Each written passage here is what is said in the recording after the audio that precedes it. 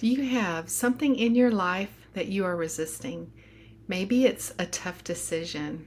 Maybe it's just a hard conversation you need to have. Or maybe it's moving forward in a direction that just feels a little bit like it could be the wrong way. Is it possible that it could actually be the right way and that this resistance that you're feeling is simply your own procrastination, reluctance, maybe some confusion around it, or a little bit of laziness? You know, our brain is actually designed to keep us safe, avoid pain, and conserve energy. So it makes complete sense that it wants to resist things that it may perceive might be bad for us, might not be safe, might not conserve energy, or could be painful, even if those things may not cause pain. It's an interesting way our brain is made. We resist things, even good things, if they're perceived to be painful, to have too much energy. So our brain is designed that it could actually resist good and bad things. What we have to do is determine if we're resisting good or bad things. Clearly, if we're resisting bad things, we need to keep resisting them. But I want to talk today about the idea that we could be resisting good things. The things that we resist may often be the actual growth that we need. We could be resisting something that's going to bring tremendous growth in our life. It could be something that helps to repair a relationship in our life. We could be resisting the very key thing that unlocks mysteries that we need answers to. Much like we use resistance with training physically, we can use it mentally and emotionally as well. We can become more emotionally resilient as we allow some of those things we're resisting to do a little bit of work in us. Resistance is not necessarily bad. We actually want to fine-tune our perception of resistance. Evaluate. Is it good for us that we resist this thing? Or are we actually self-sabotaging by resisting something God really wants us to work through, to grow through?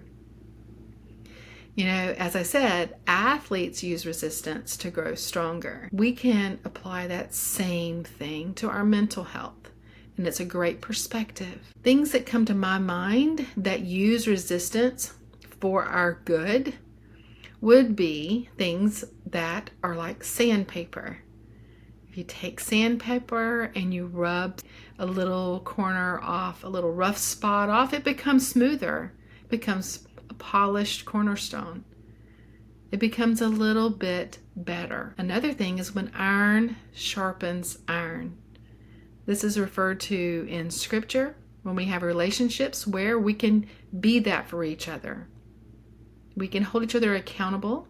We can share things with each other that maybe we see in the other person and they don't see in themselves, because we all have blind spots. So when you're able to have a relationship that's iron sharpening iron, you can grow tremendously if you're willing to do that. Another thought that came to me thinking about these things is even when we put salt out, like down an icy sidewalk, if that salt wasn't there, the ice remains until it melts. But if we put the salt out, it helps that process quicker because it's going to help melt that ice and allow us to walk on a safer surface. You know, sometimes God has a really beautiful purpose for the pain or struggles that we go through. He can make something beautiful out of our struggles when we patiently endure and allow that work to continue rather than resisting it. I love the story of the pearl. I do not know who wrote this story. I would love to give them credit, but the story is that a pearl is the result of an irritant, something that causes the oyster a little bit of pain over a long period of time. It's actually a healed wound. Pearls are a product of that pain. They're the result of something such as a grain of sand or a parasite entering the oyster. And when this grain of sand comes in there, the nacre cells go to work to cover that grain of sand with layers and layers, which protects that oyster. As a result, a beautiful pearl is formed. The more pearls, the more valuable it is. God uses our pain in a similar way for good in our life often as well. I know that not all pain ends in good, but often those things, those trials that we go through do produce good fruit in us. Sometimes we've experienced suffering or disappointment or even a failure, and we can look back and see the lessons that we've learned, and that's beautiful. So ultimately, just like the oyster produces a gem, our trials, our things that we resist can also produce gems in us. Suffering in this world refines our character. It allows God to take away those things in our lives that don't actually belong. Sometimes we have things such as just selfishness or idolatry, maybe even a little complacency, and those often through our pain become lessened at least, or affected through those struggles, and the very thing that we've resisted can produce better fruit. And even beyond that, it is often those struggles and trials and things we resist that become our greatest ministry to others. It's through those actual layers of growth that our ministry is born. The things that we go through can genuinely help others. The hard things that we may be going through now are really nothing in comparison to the glory that will be revealed in us later. It's Romans 8:17 through 18. And as a reminder, not to lessen or trivialize anything painful that anyone is going through. We do all have genuine struggles and pain. But as a reminder, the God of all comfort, who comforts us in all of our troubles, so that we can comfort those in trouble with the very comfort that we ourselves have received from Him. Because just as we share abundantly in the sufferings of Christ, so also our comfort abounds through Christ. 2 Corinthians 1:3 through 5. And we do know this author, and he has a beautiful plan for our lives.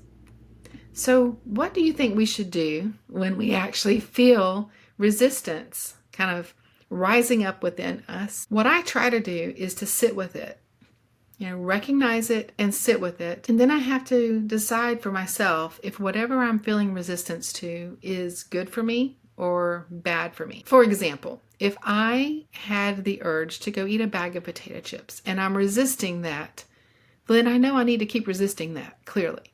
So that one would get the keep resisting it mark. But if I'm feeling that urge to have a conversation with someone that I know I need to, want to, would probably produce much fruit, then I need to not resist that. I need to reach out. I need to make that time to have that conversation. Because once you've decided if it's actually going to produce something good, then you want to evaluate it deeper and look at what you might be able to do to move forward with that. What outcome may change or improve if we stop resisting? Are we truly holding back on something that we know is for our good? Once you've evaluated and processed, then you want to set a small goal towards whatever you've been resisting. Those things that would produce good. Step towards them. An example could be making an appointment with someone. Set aside time for a conversation. Maybe you're curious about a business you'd like to start. Create some goals, maybe even a business plan. Talk with someone who's done this before. Seek some wise counsel. Reach out to a person that you need to reconnect with. Sign up for that course you've been wanting to take. Make a list of both sides of that decision you're needing to make. In the words of Elizabeth Elliot, simply do the next thing. Martin Luther King Jr. said that you don't actually have to see the whole staircase to take that first step. So let's consider this. What should you stop resisting, and what step should you take? I would be honored to help you with this. You can reach out in the show notes below.